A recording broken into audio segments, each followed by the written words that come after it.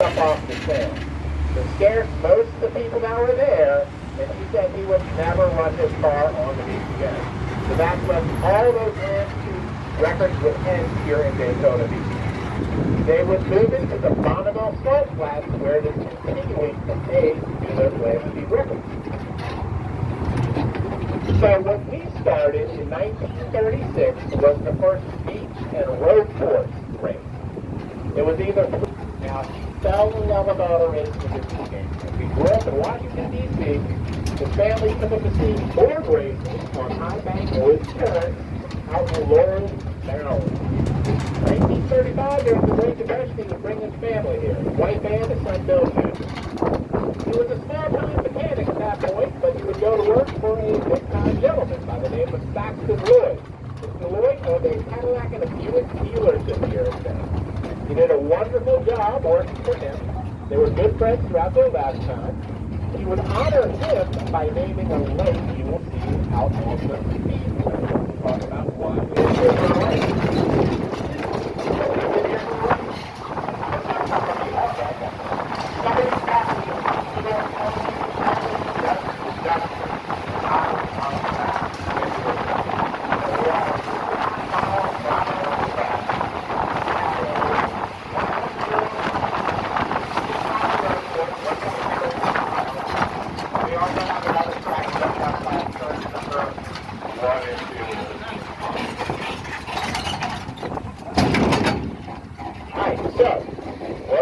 On your left, speedway on your right. The angle of the turns are 31 degrees. Wow. They run 3,200 feet across, leading into turn 2, backstretch, and the turn number 3. So the backstretch runs 3,000 feet. Most of the angle is 3 degrees. And then the front stretch is the longest portion of the track itself. It runs 3,800 feet.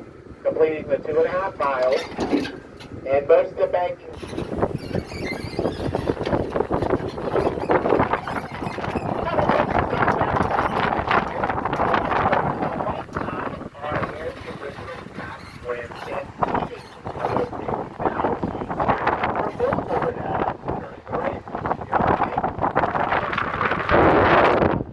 You may have seen it before, but this used to be a big area of grass that we have.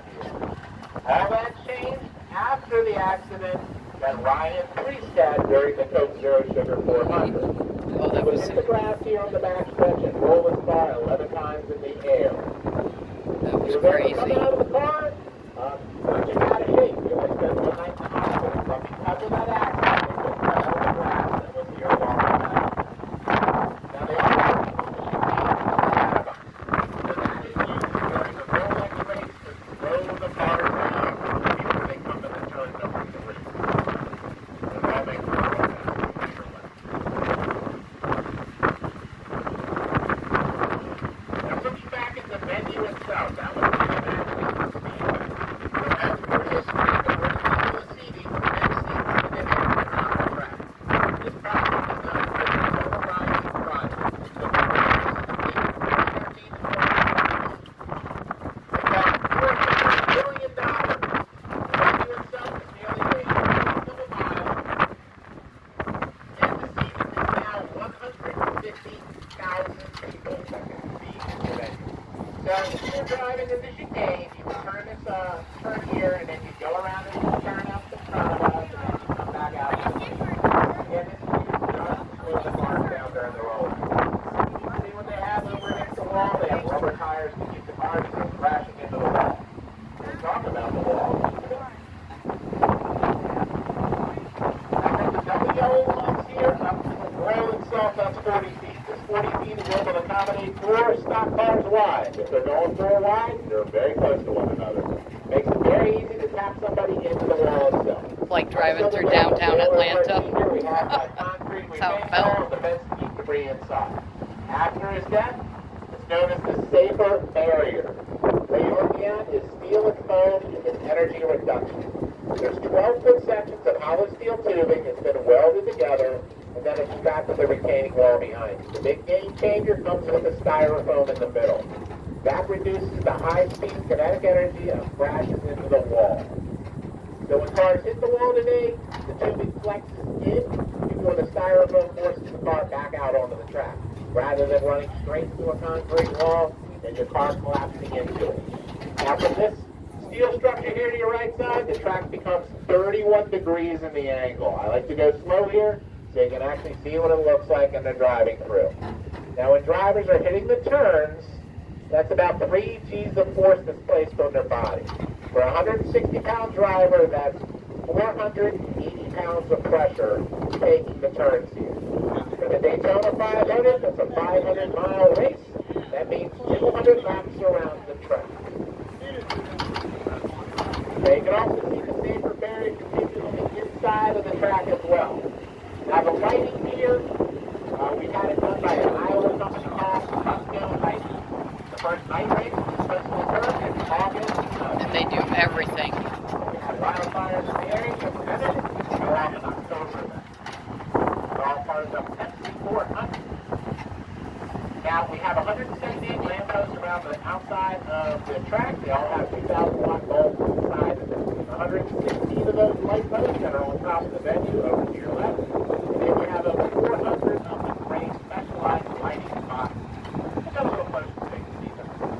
So those do have a convex mirror on the inside of the box. The 2,000-watt bulb actually faces the back of it where the mirror is, and then it diffuses the light back onto the track. As you can see, they're slightly tilted up towards the track, and they're turned away. Now the grass over your left side, they just reseeded it about 2 months ago. They haven't painted down the Coke Zero Sugar 400, which is the next major race that's going to take place here in August of this year. Now when I do come to a stop, I'm going to ask you to lower the chains on the right side of the tram only. Do not go out into the grass. They get very angry when people are standing in their freshly dug grass. So take a look at the track right now. Sitting in the tram, it doesn't look like it's much of an angle, but again, you're half of what the turn is now. So when you step out on the track, take your time and just be careful. So when I come to a stop, lower your chains, right side, hop on out. You can walk all the way up. Now the company that did it, save. Now if you have a magic marker or Sharpie, I'm sure most of you may not, you can sign the start-finish line. Now what I also say is, as you look back around,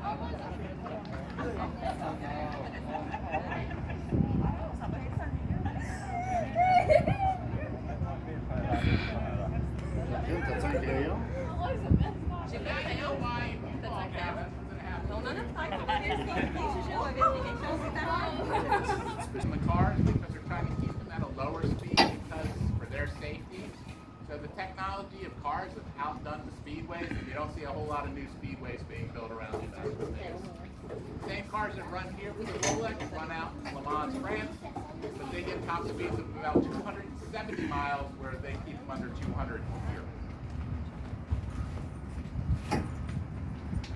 Corporate suites, there's 60 above you, there's 20 into the